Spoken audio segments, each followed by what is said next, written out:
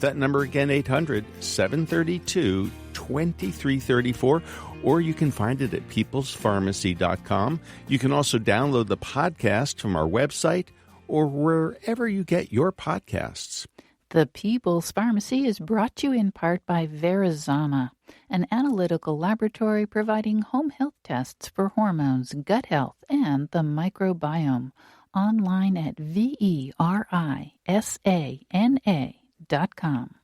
We're talking today about health conditions that are often overlooked. Gout affects about 8 million American adults.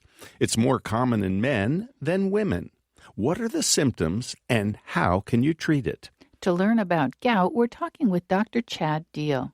He's head of the Center for Osteoporosis and Metabolic Bone Disease and a board-certified rheumatologist at the Cleveland Clinic. Welcome to the People's Pharmacy, Dr. Chad Deal. Hi, it's nice to be here today. Thanks for inviting me. Dr. Deal, we recently got an email message from a fellow named Andrew who wrote, "I have been recently diagnosed with gout. I have yet to figure out what gout is, what the symptoms are prior to an attack, and how can I follow a good gout diet? There's too much contradiction in what I've been reading. I've been to 3 different doctors and have not gotten consistent answers to simple questions. 2 things are consistent. Allopurinol is offered as the first line of defense, and the second is to do a Google search for a gout diet. So the question is, what is gout, and what else can you tell us about taking care of your joints if you have gout?" Gout is what we call a crystal-induced arthritis. So it's caused by uric acid crystals that come out of the blood and into the joint, and when they're in the joint, they become very inflammatory. Typical presentation is acute onset of joint pain. More than 50% of the first attacks are in the big toe, but they can really occur in any joint in the body.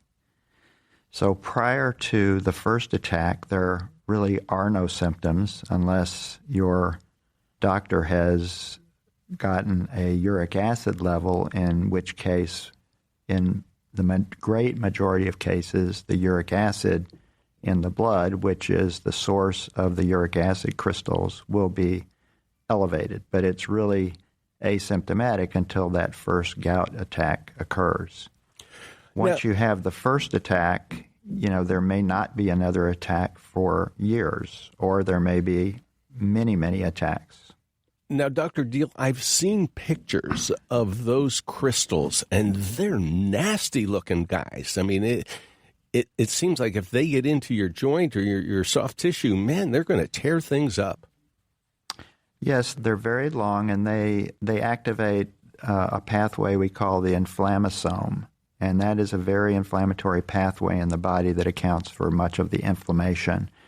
They're large enough that they really cause lysis of the white blood cells that are attracted into the joint, and then the white cells have lots of toxic lysozymes that really create havoc in the joint. And it's one of the most painful forms of arthritis that you can have. Once you've had an attack, you really want to try to prevent the next attack.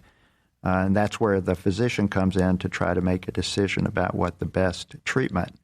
It's not always allopurinol. It could be diet, as you mentioned before. It just depends on the history of the patient and what precipitated or may have precipitated the attack. Do we know what triggers a gout attack?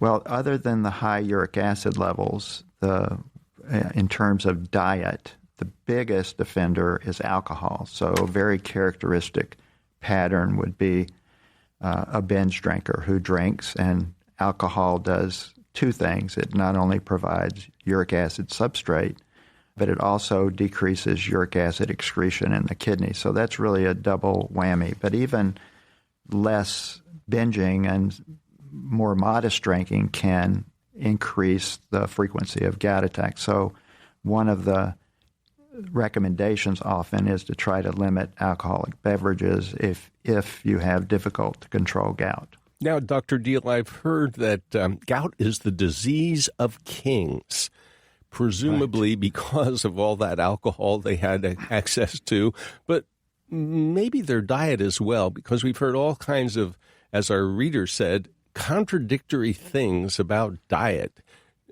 Too much protein, too much of this food or that food.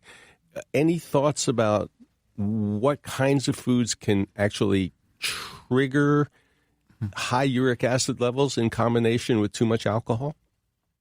Yeah, so the foods that are highest in uric acid are organs. So liver, pancreas, GI tract organs, brain even, which we don't eat very much, but those are the most significant sources of uric acid. In most cases in my practice, I ask patients to reduce their alcohol and avoid organ meats.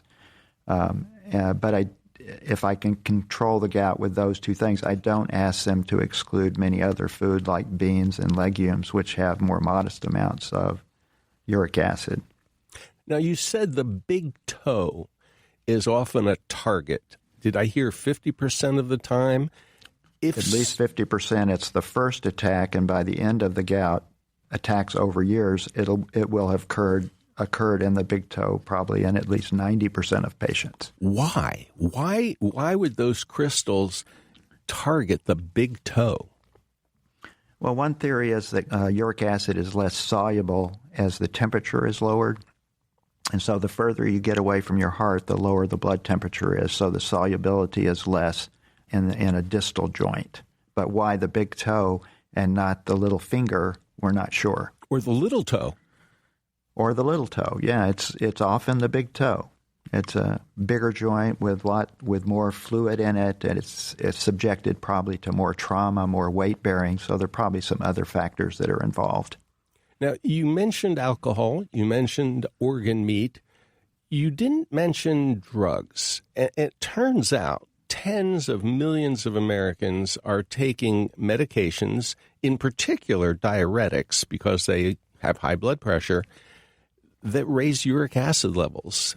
Do you sometimes see patients who have elevated uric acid levels and ultimately gout as a result of the drugs they're taking?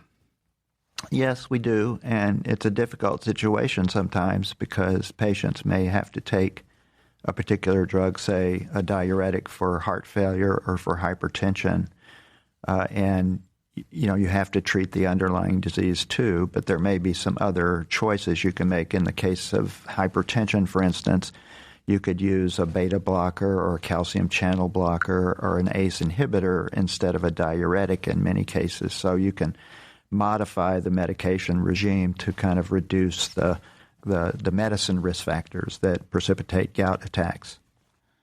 Dr. Deal, when a person has high uric acid levels, are there any other tissues that are affected, perhaps besides the big toe, certainly, or even besides joints? Are there other negative consequences? Yes, there are. I mean, a really awful example of what gout can do is there's a syndrome called Lesch-Nyhan syndrome, and these are kids who have genetic defects in uric acid metabolism, and they can get very severe deposition of tophi, which are accumulations of uric acid crystals in the brain, for instance. But in the usual patient, that's not as frequent. But when gout is significant, gout crystals can accumulate in soft tissue especially, and that's where we call them tophi, so over the elbows or over the Achilles tendon and in other soft tissue places, even in the ear, for instance. I remember diagnosing a patient with gout who had tophaceous deposits in the ear. We've described that gout crystals and tophi have been described in almost every organ in the body, including the central nervous system, not only the brain, but the spinal cord, the heart, the lungs, everywhere. Dr. Deal, I'm sure that most of your patients definitely want to have treatment to take care of the pain. Are there other reasons why it's important to lower uric acid levels? Well, there is an association of high levels of uric acid with the development of renal insufficiency or cardiovascular disease. So there's some reason to lower uric acid independent of the effects related to the effects on the joints. Some of that research is percolating now and is not absolutely convincing or final, so stay tuned for more information on that. But there's enough data that there's probably a reason to think about it as more than just a joint disease. Well, all you have to do, I suspect, is have one attack of gout, and you surely do not want to have another one because, as you described it, the pain is excruciating. What do you generally do for a patient? I assume, first of all, a pain reliever of some sort, perhaps an NSAID, and then a drug to lower the uric acid levels like allopurinol. It's been around for decades.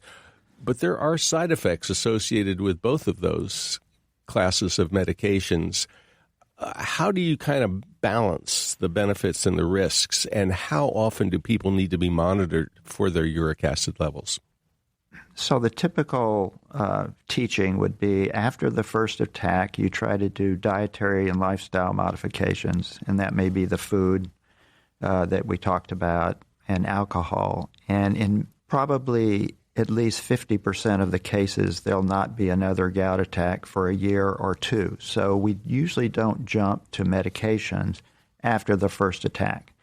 We wait until the attacks have become frequent enough that the patient doesn't want to have repeated attacks because they're either too painful or they're disrupting in terms of their work or their lifestyle. So there's no firm guideline, but after somebody's had 2 or 3 attacks in a given year, most physicians will start a uric acid lowering medication. Once you start something like allopurinol, we usually repeat the uric acid level in a couple of weeks. It only takes 10 days or 2 weeks to come to baseline, and then we decide on the appropriate dose. So for allopurinol, typically we'll start at about 100 milligrams, repeat the uric acid in 2 weeks, and if we need more, we go to 200 and then 300 and 400. There's some patients that are on as much as 1,000 milligrams of allopurinol. So the dose is really driven, is a target level of uric acid less than 6 milligrams per deciliter. That's what we shoot for. And if you have tophi, that's the accumulation of gout in soft tissue, we really like to have that level below 5. For people who have renal insufficiency, we'll often use a drug like Uloric. I would like to ask why you would choose Uloric for people with renal insufficiency, and I would also like to ask about the side effects of allopurinol. Okay, so allopurinol is metabolized and excreted based on creatinine clearance. So you have to reduce your dose of allopurinol if your creatinine clearance is reduced. You can use it in patients with renal insufficiency, but you have to be much more careful because you can get something called allopurinol hypersensitivity syndrome. So in its worst case, the syndrome is associated with severe skin rash, for instance, sometimes even something we call Stevens-Johnson syndrome. And it can also be associated with hepatitis, liver damage. So it's a rare adverse event, but it's something that is a concern. We have some listeners who would prefer to try to control their condition, whatever it might happen to be, without medications, with natural approaches. You have mentioned that the first step is diet and lifestyle. You have mentioned that the first lifestyle step is to stop drinking any alcohol. Can you tell us more about diet, and are there other lifestyle measures that people should be looking at? So I think we mentioned a little bit. We mentioned red meat. We didn't mention fish is another food that has relatively high levels of uric acid. There's some beans and legumes also. So depending on how strict you want to be, you can, and how much you don't want to take a medication, you can ratchet down the uric acid in your diet and hopefully get to a point where you won't have attacks. I mean, and it's very reasonable to try that in patients because, the first few attacks, while can be very painful, they're not going to do any damage in terms of the patient. But eventually,